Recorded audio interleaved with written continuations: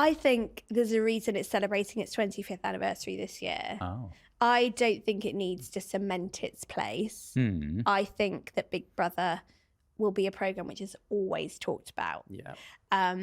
I think the one problem they might have this series, which won't be anything to do with what they deliver production, housemate, casting wise, is the fact that it opens up at the same time as Celebrity Traitors. Of course.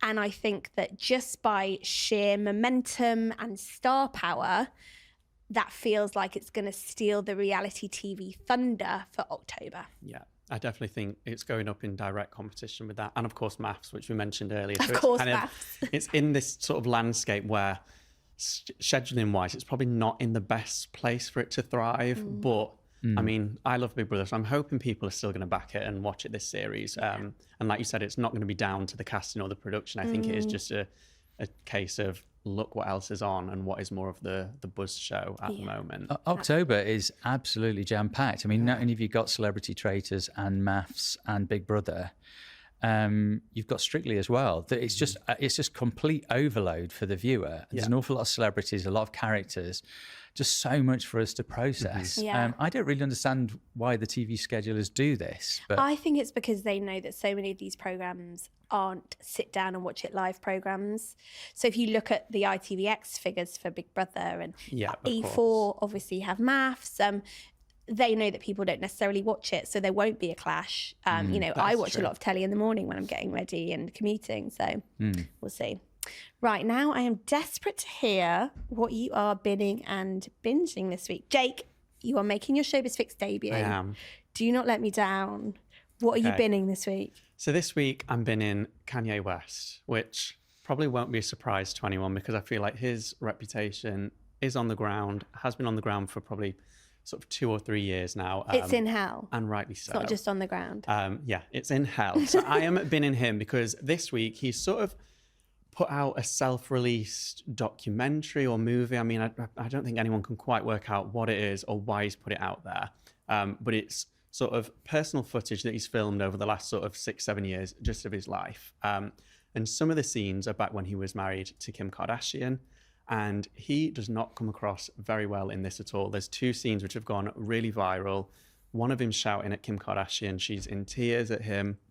He's just having a go at her. And then another, which I think is even worse, he's screaming the house down with Kris Jenner. She's trying to help him, give him some advice, and he has the biggest tantrum I think I've ever seen from a celebrity. If you haven't seen the clip, you need to go and look at it. And it's just crazy. So I'm binning Kanye West because no one should be talking to anyone like that, whether it's filmed or not. Approved. Yeah.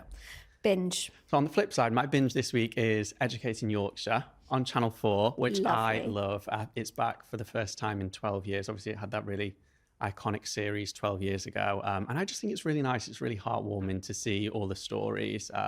It feels very fresh. It doesn't feel like they've tried to remake something that was good and it's sort of fallen flat. I think it actually feels quite natural. And another good thing, if you haven't been watching it, is in this week's episode, Musharraf, who was the guy with the stammer from 12 years ago, he is back. So he's coming back to the school. He's going to be giving a talk, chatting to Mr. Burton, who was his English teacher, who is now the head teacher of the school. And yeah, he's going to be coming back to this week's episode. So yeah, I'm definitely going to be binging Educating Yorkshire. Lovely stuff. Roddy? I am binning, after what I've just said, it seems ironic, but celebrity shows. Now, I don't mind a celebrity show. Like, I'm very much looking forward to Celebrity Traitors. You know, I like Celebrity Big Brother, but there's just so many around now. I mean, there's kind of the Box is coming up. There's Amanda Holden's Inner Circle.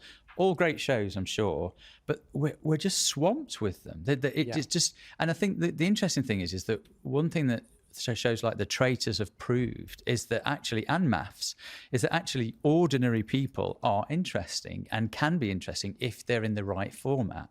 But I sometimes think that TV people can be a bit lazy and think, let's just throw a load of celebrities in there. Now, I love these celebrity shows, but there's a limit. And I just think that we've reached that limit. And I think they need to be a bit more clever, space them all out. Mm-hmm. I don't know, maybe I'm just being cynical, but binge. Binging. I am binging House of Guinness. Now, I know I'm the drama geek here, but this is not a dry drama. This is a really action-packed, violent, racy thing. It's about the Guinness family in Dublin in the Victorian era. But my little thing to point out is this has James Norton in, which everyone knows about, but he plays a really sexy Irish, I don't know, an Irish bit of rough, I think you'd call him. And there's quite a few scenes which I think will have female viewers in particular going a little bit weak at the knees. Oh. And this is sort of something that I don't think we've ever seen him play this kind of role to this extent before. And I think a lot of people are going to be really surprised by how good he is. So yeah, you should watch that one for sure, Flick. I like that you described the House of Guinness as not a dry drama. Was that? Oh yeah, sorry. I am that good. Yeah.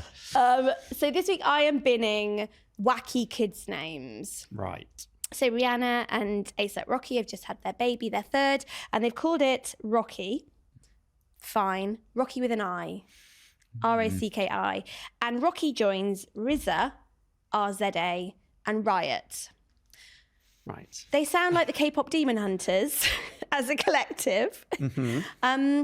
I know that they're famous people, and, you know, what's the point of being famous unless you can have a daft name?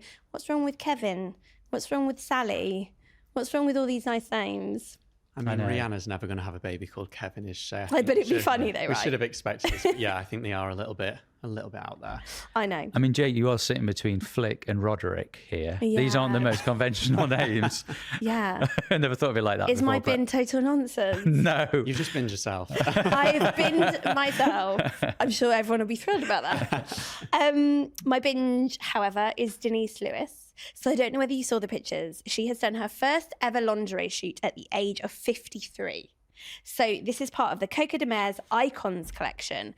She looks incredible, firstly. I mean, probably expect it from someone like her, an amazing sportswoman. But what's really lovely is she's basically saying, my first lingerie shoot in my 50s is a statement that confidence isn't age dependent and visibility is power.